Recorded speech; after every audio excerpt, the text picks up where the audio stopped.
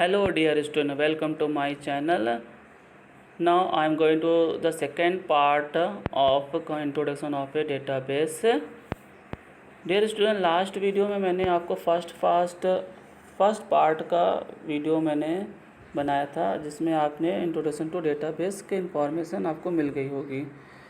आज हम जा रहे हैं सेकेंड पार्ट के बारे में डिस्कस करने के लिए। आइए देखते हैं सेकेंड पार्ट। सेकेंड पार्ट में यूजिंग कंप्यूटर इम्प्लीमेंट डेटाबेस। आइए इसके बारे में लर्न करते हैं। सबसे पहले इसका टेक इन्फो याद कर लीजिए आप लोग, अक्सर इस क्वेश्चन आते हैं। Rational model of database management was invented by the EF code 1970। ठीक है, आप लोग उसको याद कर लीजिए। 1970 में EF कोड ने डेटाबेस मैनेजमेंट सिस्टम का मॉडल, रेशनल मॉडल को इन्वेंट किया था। और इसमें जो लैंग्वेज यूज़ होती है उसको SQL स्ट्रक्चर क्यूरी लैंग्वेज कहते हैं। और इसका यूज़ जो होता है वो किसी भी RDMS पर होता है। R for rational database. Using database का यूज़ कैसे करते हैं देखिए। अगर आप चाहें तो डेटाबेस का यूज़ करके अपने डेटा को स्टोर कर सकते हैं। और आपका डेटा क्या होगा, अल्फ़ाबेटिकली होगा नेचर में, और सेम एज उसमें नाम होगा, एड्रेस होगा पर्सन का।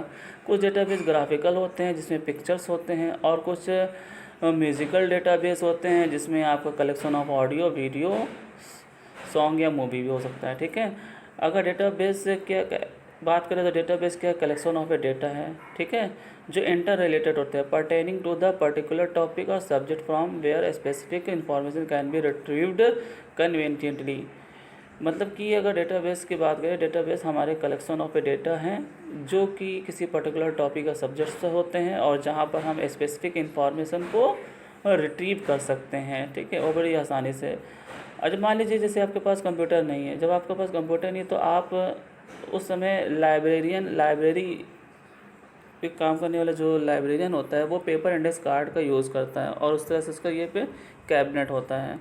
तो इसका मतलब ये है कि कंप्यूटर पर जो डेटाबेस जो आज हम लोग लर्न कर रहे हैं वो बिना कंप्यूटर के भी डेटाबेस से बनाया जाता था, तैयार किया जाता था। तो ये पेपर कार्ड का यूज़ होता था। ठीक है, जिसको पेपर इंडेक्स कार्ड्स कहते हैं। और इस तरह से पहले के समय में जो लाइब्रेरियन होते थे वो दो डिफरेंट सेट रखते थे। एक होता था आपका, उनमें से एक होता था रिकॉर्ड ऑफ बुक, दूसरा होता था रिकॉर्ड ऑफ इट्स मेंबर। मतलब किस मेंबर किस कैटेगरी का बुक है उसकी अलग पेपर कार्ड होते थे, और बुक का रिकॉर्ड अलग होता था। इस तरह से ये डेटाबेस मैन्युअली बनाए जाते थे, जिससे कि अच्छा, डेटाबेस इसलिए बनाया भी जाता है क्योंकि सबसे इसमें एडवांटेज बात क्या होती है, सर्चिंग। मतलब हम किसी भी चीज़ को सर्च करके उस डेटाबेस से इंफॉर्मेशन को एक्सेस कर सकें जल्दी से, कम टाइम में। क्योंकि अगर लाखों में कोई चीज़ डेटाबेस है तो आप ढूंढते रह जाओ, है ना, इसीलिए डेटाबेस बनाया जाता है।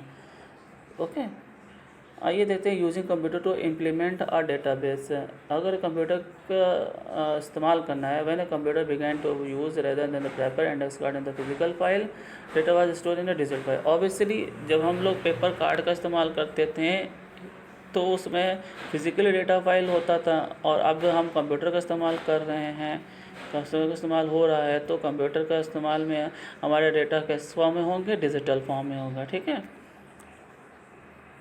रिकॉर्ड की बात करते हैं। रिकॉर्ड को हम सिंपली डिफाइन करते हैं set of and related data जो किसी पर्टिकुलर टॉपिक या ऑब्जेक्ट पर होती हैं। मान लीजिए कि आपके पास स्कूल है, आप स्कूल में आपको क्या होना होगा, आपके स्टूडेंट डिटेल्स होगी, उसमें स्टूडेंट का रिजल्ट होगा, स्टूडेंट का फीस होगा। इस तरह से हमारे पास डेटाबेस के 3 कैटेगरी होंगे, जिसमें आपका पहली कैटेगरी में आता है स्टूडेंट की आईडी होगी, स्टूडेंट का नाम हो गया, क्लासेस हो गया, और रोल नंबर हो गया। अब इस पर ध्यान देने की बात यह है कि स्टूडेंट की आईडी तो सबके लिए कॉमन होगी, वो तो बदलेगी नहीं। तो अगर हम दूसरा डेटा, ये तो हमारा स्टूडेंट डिटेल्स हो गया, ये हमारा क्या हो गया, स्टूडेंट डिटेल्स हो गया। ठीक है, ये हमारा स्टूडेंट डिटेल्स हो गया। अब हम इसका दूसरा फाइल पे आते हैं। तो दूसरी फाइल की बात करेंगे तो दूसरी फाइल स्टूडेंट रिजल्ट की हैं, जिसमें उसके मार्क्स हैं और उसके ग्रेड हैं। तो आपको ये देखना है कि अगर दूसरी फाइल को हम स्टूडेंट रिजल्ट को यहाँ पे देखते हैं तो इसमें आईडी तो स्टूडेंट की पहले वाले डेटा फाइल में और इसमें भी दोनों में सेम ही है। तो इस तरह से हम क्या समझते हैं कि कोई ना कोई फील्ड होती है जो एक या एक से ज़्यादा डेटा फाइल को इंटर रिलेट करती है, जिससे कि हमको उसको आसानी से सर्च कर सकते हैं। ठीक है। और इस फाइल में हम क्या देख रहे हैं, आईडी है, मार्क्स है, ग्रेड है। ठीक है। लो उसमें में क्या था, स्टूडेंट का नाम था, रोल नंबर था, क्लास था। ठीक है। और in order to use this file some application program written to work on the more such a file process to data. इस तरह से ऐसे से हम यहाँ पे ये देख रहे हैं कि अगर इस तरह से काम करना है तो बहुत सारे एप्लीकेशन प्रोग्राम लिखे गए हैं जो इस पर इस तरह की फ़ाइलों को प्रोसेस कर सकते हैं। और अलग अलग एप्लीकेशन प्रोग्राम जो होते हैं उनकी फ़ाइल को एक्सेस करने के अकॉर्डिंग ही होते हैं। और जैसे कि यहाँ पर हमने एग्जाम्पल लिया स्टूडेंट डिटेल स्टूडेंट रिजल्ट से हमें क्या जानकारी मिलती है कि स्टूडेंट डिटेल से स्टूडेंट रिजल्ट से हम स्टूडेंट के मार्क्स अलग अलग क्लासेस को आसानी से देख सकते हैं। फिर एक टेक इन्फो आइए लर्न करते हैं। टेक इन्फो हिस्टोरिकल क्वेश्चन है, आप इसको ज़रूर लर्न करिए।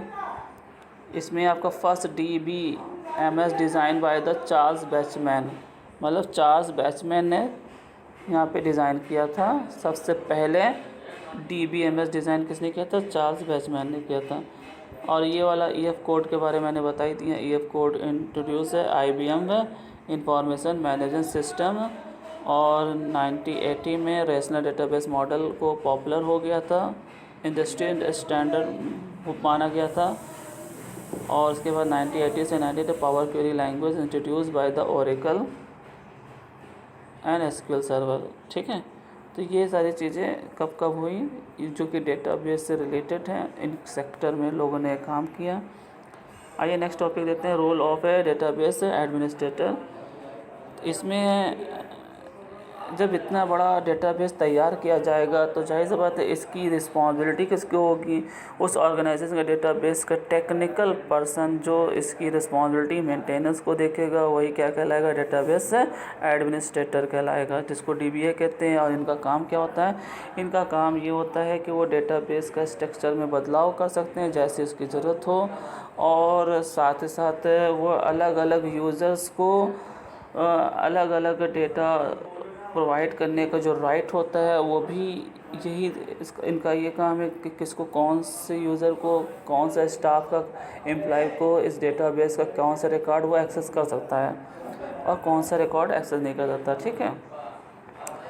और जाहिर सी बात है इतना बड़ा डेटाबेस तैयार होगा तो उसका बैकअप डिवाइस मेंटेनिंग का भी काम है, इसी का ही है। स्ट्रक्चर ऑफ डेटाबेस को इस तरह से डिफ़ाइन किया गया है कि उस तरीके से उसको डेटा स्टोर किया जा सके, और इसमें इसका काम ये भी है कि वो वेरियस रूल्स डिफ़ाइन करता है जिससे कि डेटाबेस मेंटेन हो सके। ठीक है। तो ये हमारा रोल हो गया,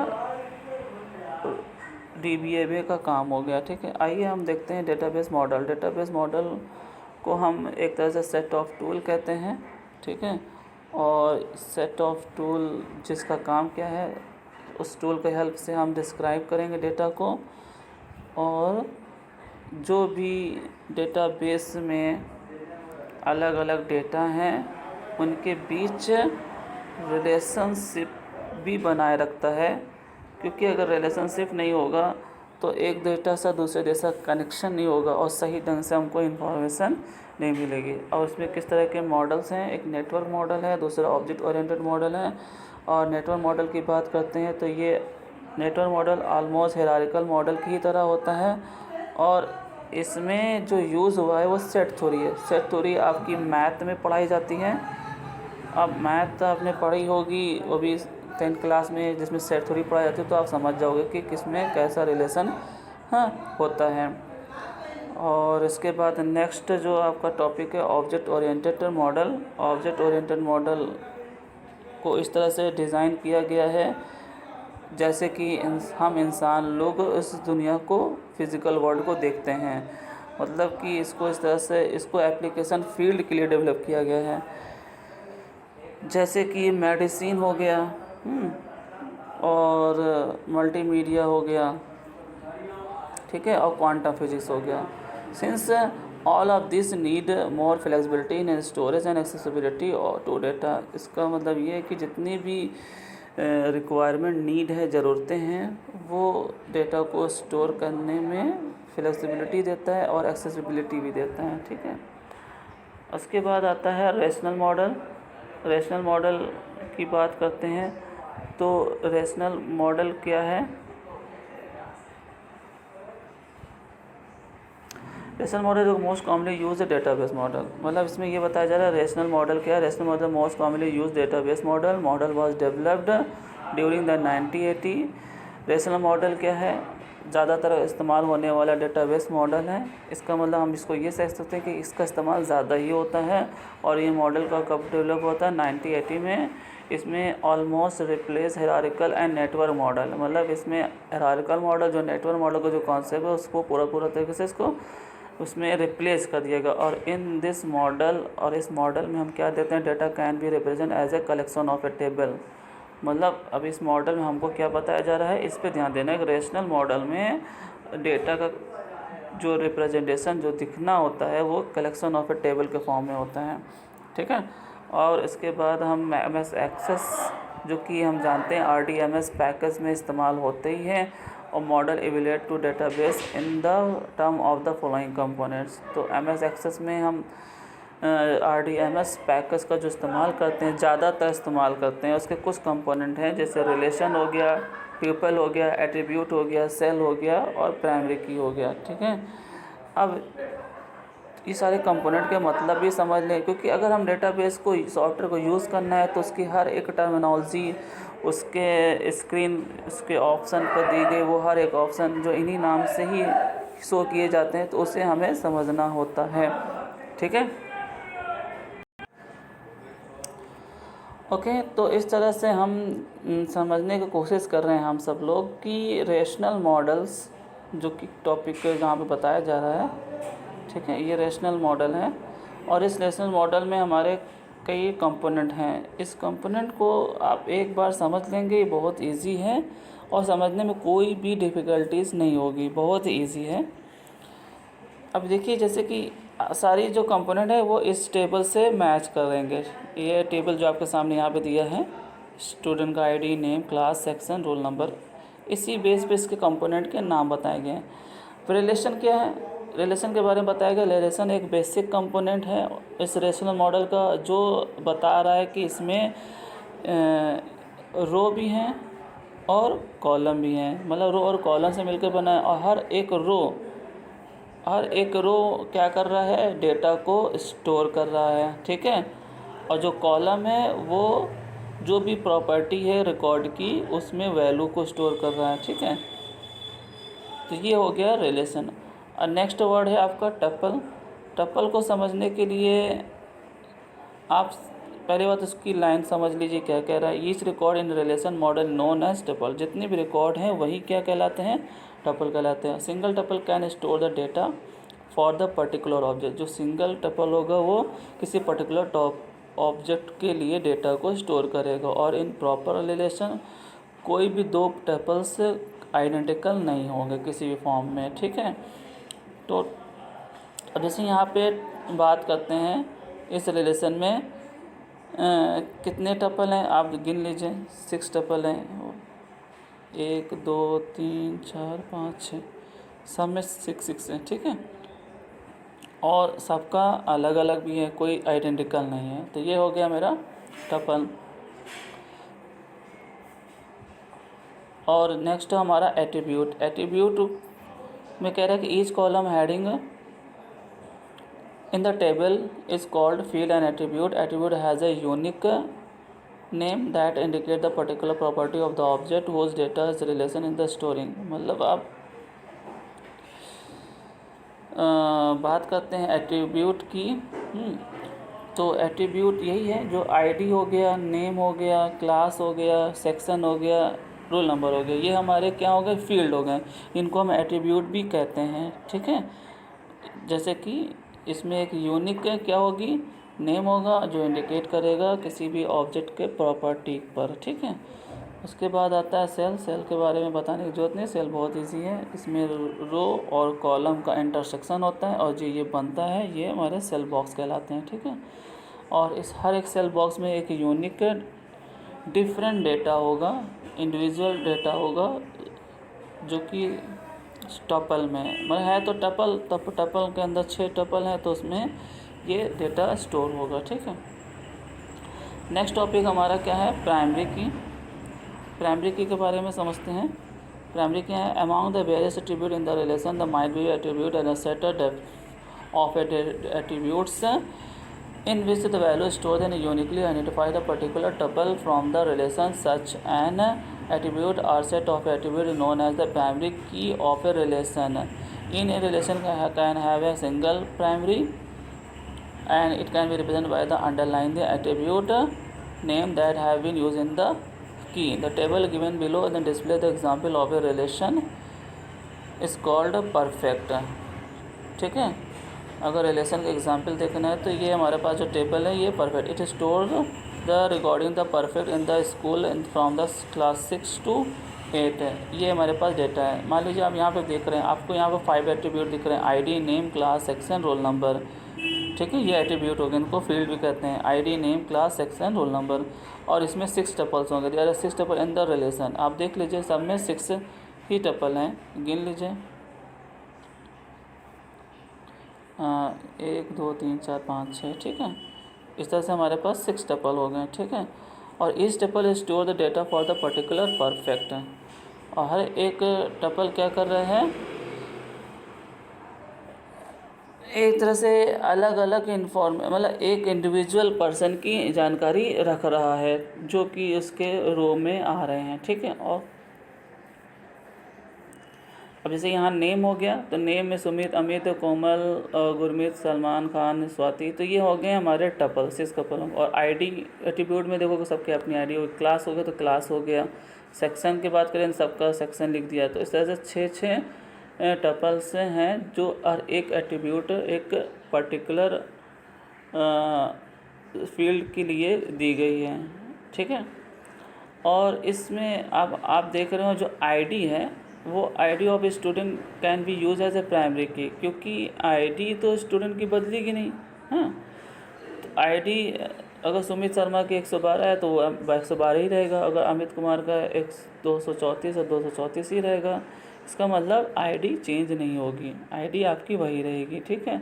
तो no two tuples have a same ID, इस बात का ध्यान रखना है, ठीक है।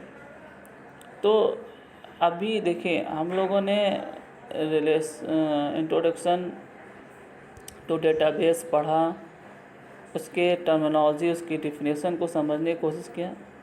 हाँ, हो सकता है कि किसी को कुछ समझ में नहीं आ रहा हो, क्योंकि टॉपिक ऐसा है जब तक हम प्रैक्टिकल नहीं करते तब तो बात तो पूरी समझ में नहीं आती। लेकिन आप जब इंट्रोडक्शन लेकर इसकी टर्मिनोलॉजी को समझकर आप जब प्रैक्टिकल करोगे तो आपको प्रैक्टिकल करने में भी कोई इसी तरह की कोई डिफ़िकल्टीज से परेशानी नहीं होगी। अगर बिना किसी इंट्रोडक्शन के, बिना उस थ्योरी को जाने अगर हम प्रैक्टिकल करते हैं तो भी हमारे स्क्रीन पर बहुत सारे वर्ड्स जब सामने आते हैं तो मेरे दिमाग में सवाल आता है कि एट्रीब्यूट क्या है, फील्ड क्या है, रिलेशन क्या है, डेटाबेस कंपोनेंट क्या है, ठीक है। इस तरह से हम समझते हैं जब हमको उसके सॉफ्टवेयर से रिलेटेड जो टर्मिनोलॉजी है वो समझ में आ जाते हैं। ओके, तो ये लास्ट वीडियो थी इस चैप्टर की। आई होप आप लोगों ने इसको अच्छे से समझने की कोशिश किया होगा और 2-3 बार अगर रिवाइज करके इस वीडियो को समझेंगे तो बात समझ में आ जाएगी। और नहीं समझ में आती तो उसमें आपको किसी तरह की प्रॉब्लम नहीं समझना है कि नहीं समझ आया तो बहुत बड़ी प्रॉब्लम है, या अनइंटरेस्टेड नहीं होना है। नहीं समझ में आ रहा कोई बात नहीं, अनइंटरेस्टेड बिल्कुल नहीं होना, पूरा इंटरेस्ट बना कर रखना है। और जब आप प्रैक्टिकल पे आओगे तो ये सारी बातें जो आप पढ़ रहे हैं, समझ रहे हैं, वो आपको जल्दी जल्दी लिंक बना देगा आपके दिमाग में। और जब एक बार समझ में आ जाएगा तो आपको लगेगा कि हाँ वो बात सही थी जो हमने पहले समझने की कोशिश की थी। यहाँ पे कुछ इन्फो टर्म है, आप इसको याद कर लीजिएगा। Data, redundancy, table, tuple, attribute, cell, primary key जो कुछ मैंने अभी पढ़ाया है। मेमोरी बाइट्स भी पढ़ लीजिएगा क्योंकि इस पर कुछ क्वेश्चन भी बनते हैं। और आपके लिए मैं जो होमवर्क देता हूँ, इस एक्सरसाइज को आप अपने से सॉल्व करेंगे। पेंसिल का यूज़ करके अपनी बुक में टिक लगाएंगे, जिससे आपको पता चल सके कि आपने कितना नॉलेज गेन किया है, ठीक है। और जो कुछ आपने समझा है उसको आप सॉल्व करके हमें भेजेंगे, तो हम उसको चेक करके दोबारा इसका आंसर करेक्ट करके आपको बता देंगे। तो इसकी स्क्रीनशॉट ले लीजिए एक्सरसाइज का। और ये fill in the blanks true false statement हो गया, इसकी भी आप स्क्रीनशॉट ले लीजिए और आप लोग इसको अपने से सॉल्व करेंगे। जो भी समझ में आया उसको समझ कर लिखेंगे यहाँ पे। गलत होगा सही होगा उसकी बात को परवाह नहीं करना है, इसका सही आंसर मैं आपको बाद बताऊँगा, ठीक है। Okay, thank for watching video, keep learning.